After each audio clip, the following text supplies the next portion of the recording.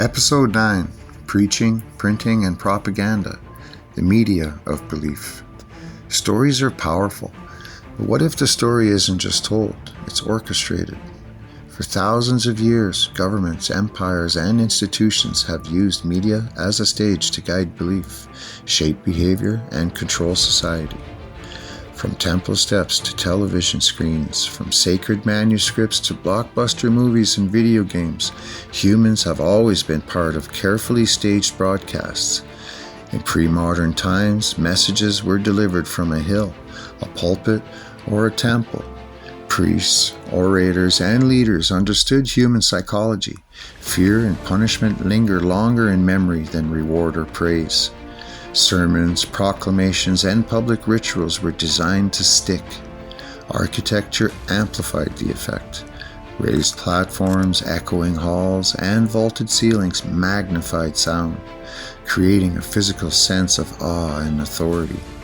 Every aspect of the performance was engineered to imprint obedience and loyalty.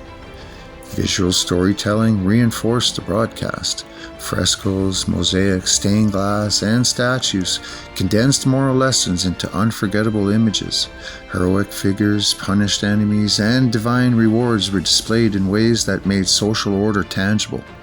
Every color, every gesture, every symbol communicated hierarchy and reinforced control. The message was inseparable from the spectacle. The printing press seemed to promise freedom of thought.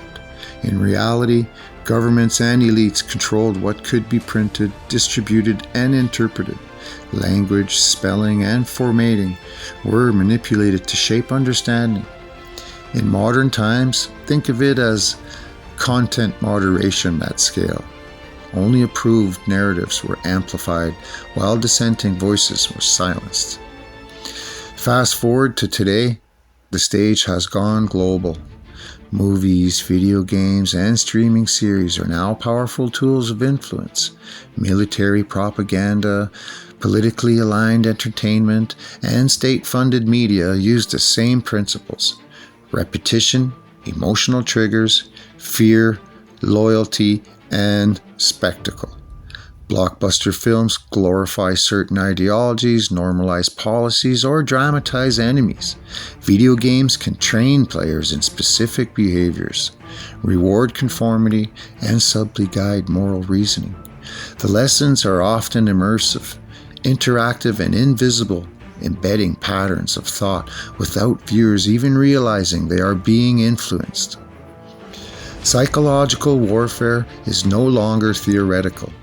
Governments study human memory and attention to maximize the impact of narratives. Fear and threat are emphasized because humans remember negative experiences more vividly than positive ones. This principle underlines advertising, public service campaigns, emergency broadcasts, and political messages alike. Even entertainment leverages these mechanisms, conditioning audiences to respond in predictable ways to authority, crisis, and social cues. What we are witnessing is a continuum, from pulpit to print press, cathedral to cinema, village square to online feed. The architecture of influence has evolved, but the goal remains the same: shape perception, guide action, and control society. By examining the methods, mediums, and psychological levers, we start to see the system behind the story. The message is only as powerful as the medium and the stage. By understanding who funds the production, controls the narrative, and manipulates human psychology, we regain agency. We can enjoy stories, games, and media without being unconsciously shaped by them.